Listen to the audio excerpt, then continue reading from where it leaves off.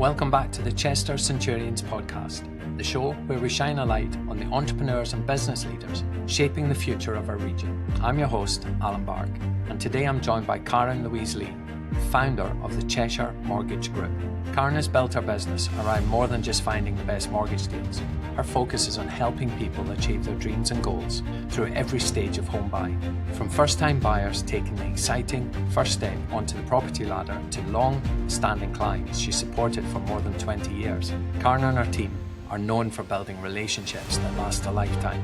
In our conversation, we talk about what it really takes to deliver outstanding customer service and the misconceptions around running your own business, the importance of building the right team, and how to create the freedom to live life on your terms, something Karen demonstrates brilliantly as she speaks to us from her second home in Key West, Florida. This is a conversation full of practical lessons for any business owner who wants to grow sustainability, avoid burnout, and surround themselves with the right people. So let's dive in.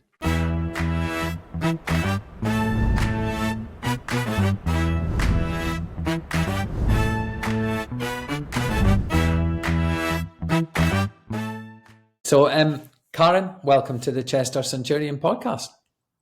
Hello, thank you for having me. You're very welcome. So, before we get started today, I'd love to know a little bit more about the business. Tell us a bit about what you do. Okay, so we are mortgage and protection brokers, and we offer a full advice and recommendation service for regulated and non-regulated mortgages. So we deal with anyone from a first-time buyer to an experienced landlord. The sort of business that we like doing, which we really enjoy doing, is first-time buyers, home movers, and remortgages, because they're the people where I can really see that it does make a massive difference to their lives. So we love first-time buyers are ideal for us, and we follow them through the journey from when they move in to the new house to when they. Sorry, there's a plane going over. It's quite low. Sorry if you can hear it. So we follow the whole journey until they move in, and then we then help them move house. So a lot of our clients we deal with for years and years to come. So the first client I ever arranged mortgage for 20 years ago, she still uses us now. And we've taken her from a first house to where she is, and she'll soon be paying her mortgage off. So yes, we are a mortgage and protection brokers, and a lot of people talk about interest rates and we can get you the best deal, which we can. I don't talk about that often. We talk more about what we're doing with the client, and not all our paperwork, it says helping you achieve your dreams and goals for your home buying journey. And that's what we do, really. Helping you achieve your dreams and goals. I really like that. So it's the Cheshire Mortgage Group, right? The Cheshire Mortgage Group, yeah. Very good. So customers for life. I mean, that's pretty special, Karen. That proves to me very quickly that, you're doing something right. Tell us a little bit more about, you've obviously said that you listen to your clients, you help them make the right choices, but how do you establish that kind of level of customer service? So it's just about getting to know your client, really. So we'll do an appointment with them. So probably like a Zoom call or a telephone call. That's the way we're doing it a lot now. Sometimes we do face to face. We spend a lot of time on the budget planner. So looking through the bank statements, working out what they're spending the money on. But when you're going through the bank statements, you can actually work out what sort of person that is as well. That's how we get to know the clients, really, I feel, and it's what opens up conversations about what they do in their lives and spend their money on. So we do it that way, and it's just about building rapport and having a good conversation with a client about how long they're looking at staying in the house for, what their future plans are. So are they just buying this house as a means to an end because they need a stopgap for a few years, or is it that they are happy staying there? And if that's the case, they're quite happy having the mortgage over a shorter term. So it's just about asking the right questions, I think, with clients and getting to know them personally as well. That makes sense. Yeah. So thinking back to when you started the business, what motivated you to start your business in the first place? What was that driving force behind your decision to take on this role? Being honest with you, I just did not want to work for anybody else ever again. I am now unemployable. No one will ever want to employ me. I don't want to work for anybody else. And I was, and that's just true. and I was working in a corporate firm for 9 years as an employed mortgage broker, and it was a very salesy environment, and a lot of it was quite hard to sell, which I think a lot of that, I'm not going to, the training that we got and the way we were taught to do the business and get the client is absolutely brilliant, and it's led into the way I do things now. But I just got fed up of having a one-to-one every month and somebody else who's not done my job for 10 years telling me how I should do it. And Mhm. then I was toying with going on my own, and then the opportunity arose, and then I just did it, and it's grown from there. So if I'm honest with you, that was my motivation. And when I started working for myself, I took all the good things from the employed role, and then took all them with me and left out all the things that I didn't like and put my own style on it as well. And it has grown quite spectacularly, Karen, as well, because you're building an incredible team around you right now. And we'll Yeah. talk about that a little bit later, I think. But what are some of the sort of common misconceptions about running a business, and how do you go about addressing them? I think misconceptions is that people think it's easy. It's not easy. The book stops with you. So I have a lot of friends who are self-employed and find them quite relatable too, because your phone doesn't. There are pros and cons. The phone doesn't switch off. I think I've become quite good over the years of having some boundaries. That if you message me at 10 o'clock at night, you're getting no reply. I'm in bed. But at the Mhm. time, you're doing everything that you can to get the business. So pros and cons really is that the book stops with you, so that means that it's not 9 till 5. That it isn't 9 till 5. That's the hardest thing, and also is maintaining a good reputation. So if you get a bad review, I take that personally. Mhm. Touch wood, we've never had a bad review on Google or Facebook, but I would take that personally. So I think that I find that a challenge as well when we're talking about being self-employed. Okay, we're going to talk about work-life balance now, Karen. But before we go there, I think we should share with anyone listening today, where are you right now? I'm in Key West in the Florida Keys. That's Very where I am. nice. Right. So this Yeah. is a great question, Karen. You're in Key West right now. How do you maintain a work-life balance as a business owner? And do you have any personal rituals or habits that keep you motivated and focused? Yeah, it's took years. It's taken me years to get to this point. Um, I I now come to Key. I've been coming to Key West since 2013. I've got a whole set of friends here. I've got a whole life here. I've got a gym that I go to. I've got a local pub. I've got genuinely a circle of friends, and the people that I'm friends with here live and work here. They're not holiday makers like me. So I now get local discount when I go doing different things, because I know a lot of people in shops or in the bars. Um, and I now come for a month of the year. I'd like to come for more, but the problem is your visa. Mhm. I don't do any work when I'm here. And the staff run the business for me. Um, so I don't do anything. And um, sorry, what was the question? I've missed some of that. So well, that's okay. So we're talking about how do you maintain a work-life balance, and if there's any Yeah, rituals. And I think it's really, you touched on a really important point there, that the team are running the business for you when you're not there, and to yeah, get it's business to that point is a dream for a lot of business owners, right? yeah, and yeah. Sorry, so it's about having the right people, Yeah. and I've been in positions before where the business for years has just been me, Karen Lee, the Cheshire Mortgage Group, but I wanted it to get it to the point where it was the Cheshire Mortgage Group. So instead of people saying, "Speak to Karen Lee, she owns the Cheshire Mortgage Group," I want them to say, "Oh, speak to them, they are good." And that's finally at the point where I think we are, and that's where it's going to start turning a corner. And when you say rituals, I plan ahead, so I do a pipeline review every single month with myself and all the other brokers. Mhm. We know exactly what money is coming in over a 3 month period. Do that every month in, month out, and then once we've done that, I can work out how much new business each individual broker needs to generate and write. for those months coming ahead. So it helps keep everybody focused. But I've been guilty before of just trying to recruit somebody because we need them, and then they're not the right person. So actually, I'd rather just wait a bit longer and get the right people in the business, which I feel like that we've got now. And that's probably the advice I'd give to anybody if they are looking to try and sort of like it's hard to explain. Like, I want to sort of like integrate into the Cheshire Mortgage Group, not necessarily just be the face of it. Yeah. So for me, it's about helping those other advisors, which grows the overall brand. And I feel like we're finally getting to that point now.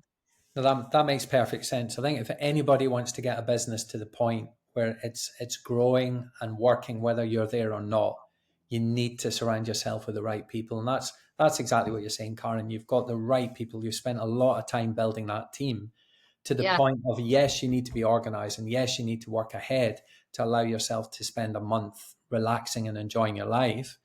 And we all deserve that, of course, but also you need the right team. And I think that's a very, very important point for anyone listening, to be honest. Really and it's about trust as well. Like, I trust them completely, and they trust me, and they listen to most of the time listen to what I'm saying. So if I'm giving them the advice that this is the amount of business you need to achieve your goals, they take it on board, and they're doing what I'm recommending they do.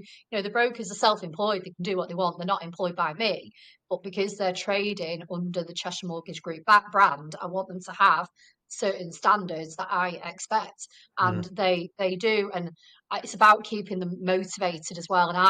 And we went out just before I came to Florida to the Crystal Maze, went out in Manchester, we had a load to drink, and it was just before I flew out here, and it's sort of like rebooted everybody. So I'm going to try and keep doing that over the next year or so, where we go out once a quarter. And I know every Friday, without fail, every Friday, I text them all, thank them for the week. I say, well done. Even if it's been rubbish, I say that. And we don't often, touch wood, have rubbish weeks. We have stressful weeks, but we don't have weeks where, where hopefully not, touching wood here, that there's no disasters. I text them every Friday, thanking them, even down to the administrators. And if I feel like that somebody's worked extra hard, I'll name them on the WhatsApp group. So it's just highlighting them. So I feel like I've got to the point where I'm good at managing people and trying to keep everybody motivated as well. So you've embedded the culture, you've embedded the values with your team. They're looking after your clients, the mortgage, the Cheshire Mortgage Group clients, the way that you want those clients looked after. But you said something, I picked up on something there. You said helping them achieve their goals. Yeah. And what you're doing, I guess, is I guess developing each of those team members to be everything that they want to be, not what you want them to be.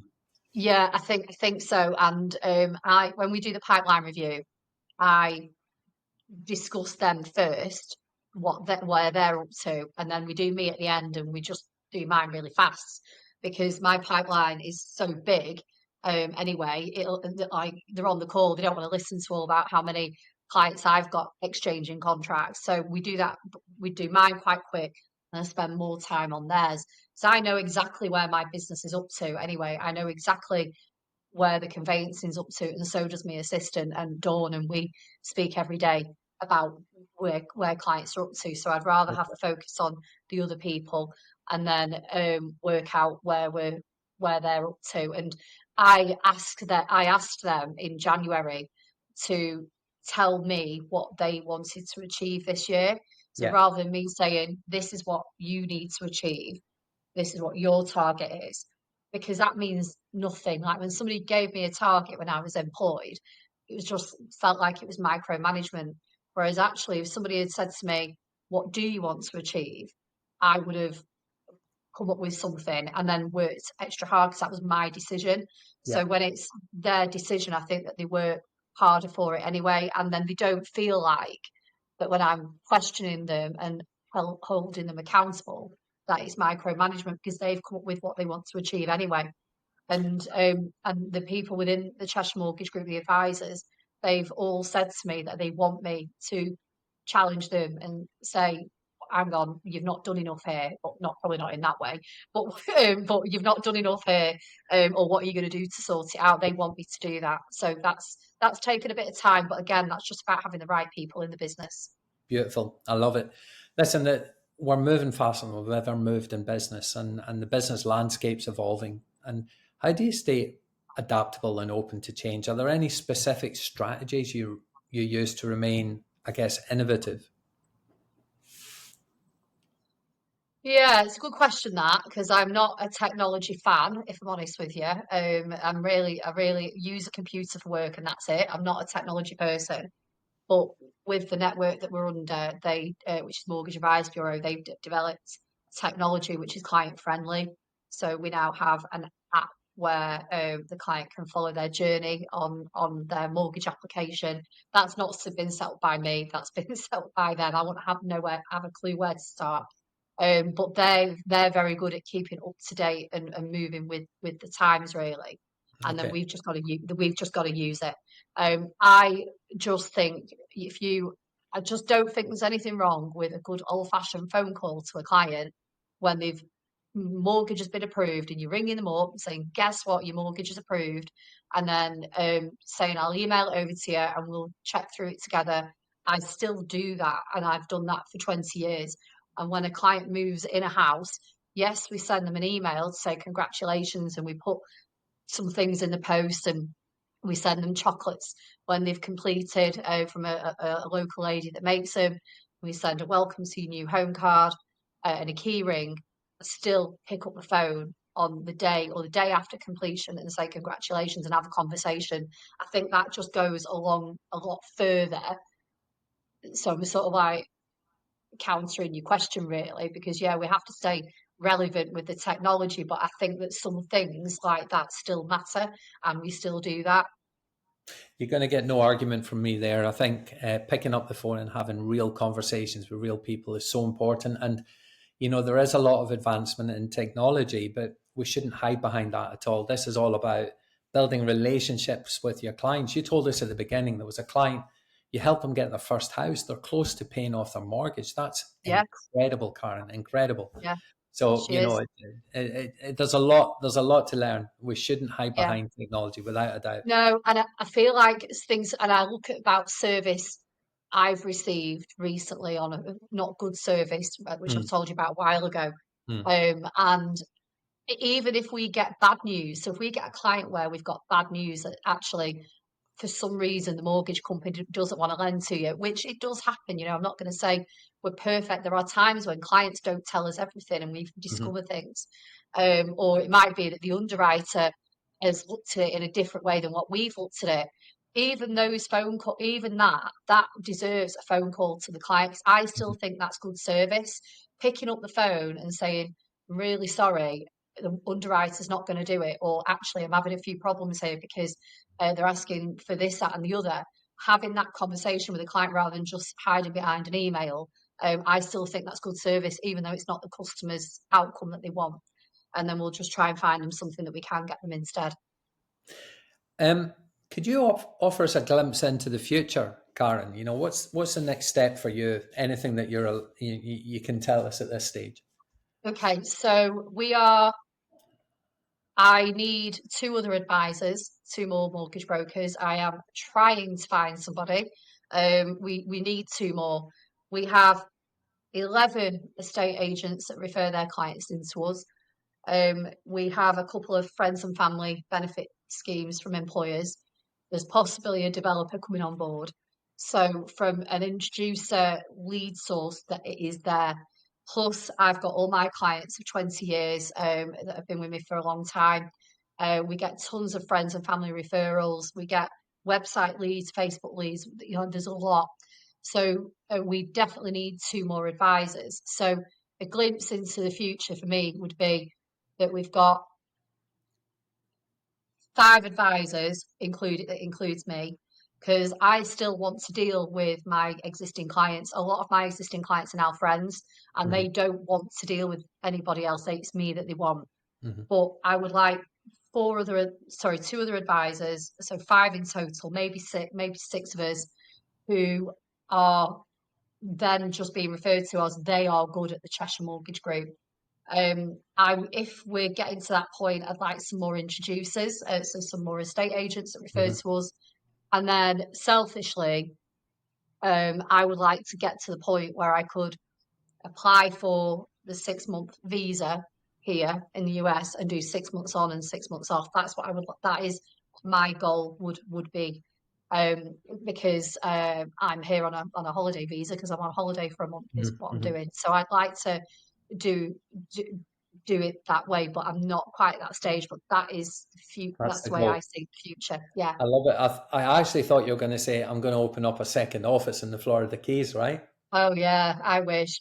Do you know, I looked into it. I did look into it a couple of years ago, but there's lots of caveats with it, and it's mainly around weather and the price of insurance, because the hurricanes are getting stronger, so the insurance is getting getting more expensive, which is pricing some people out of buying. So it's not necessarily, unless you've got a massive client base, it's going to be quite hard to start again here.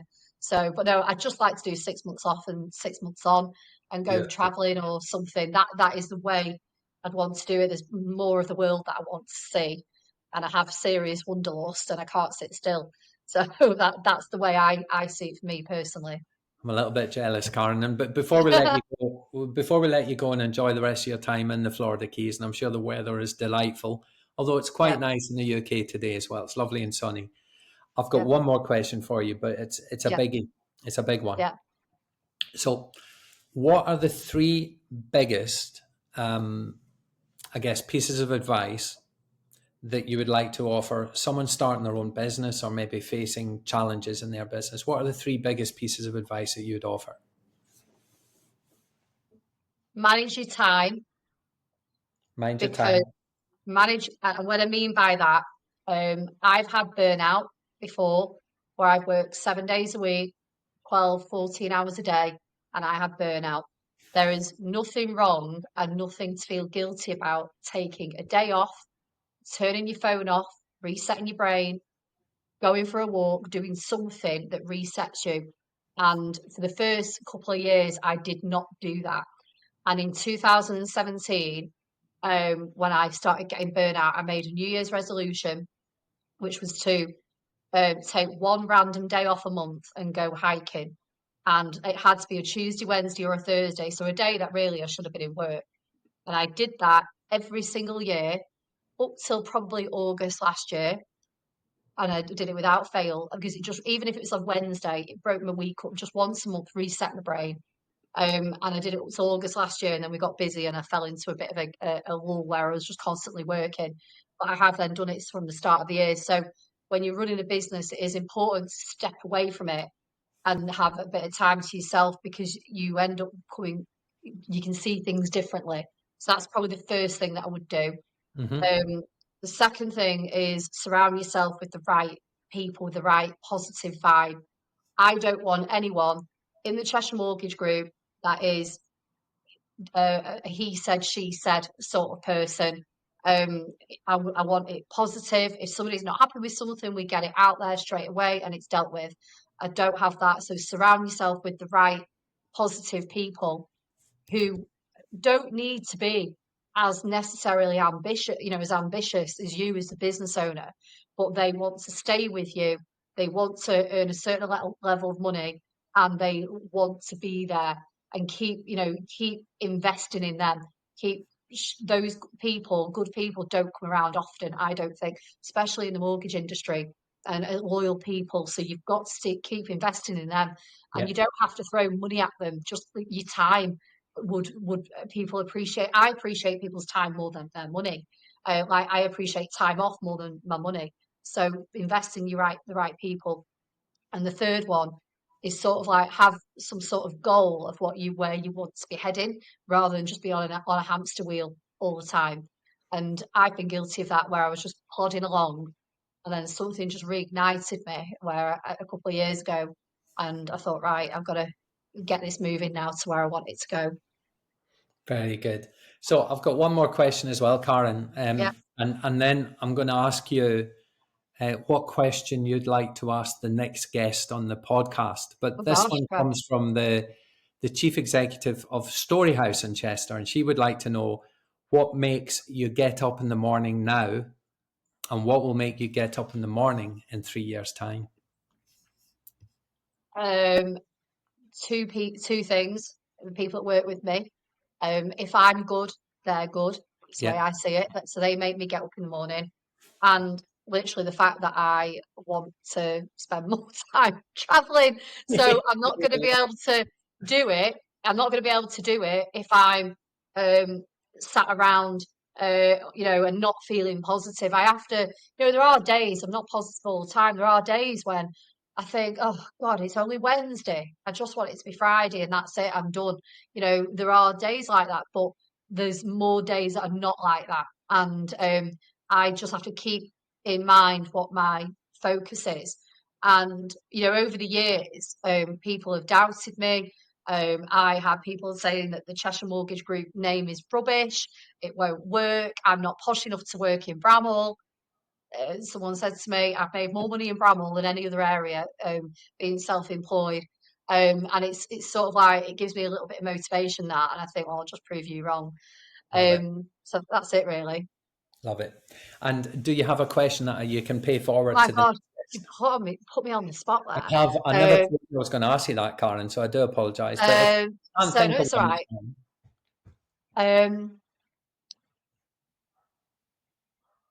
I would like to know a little bit more about how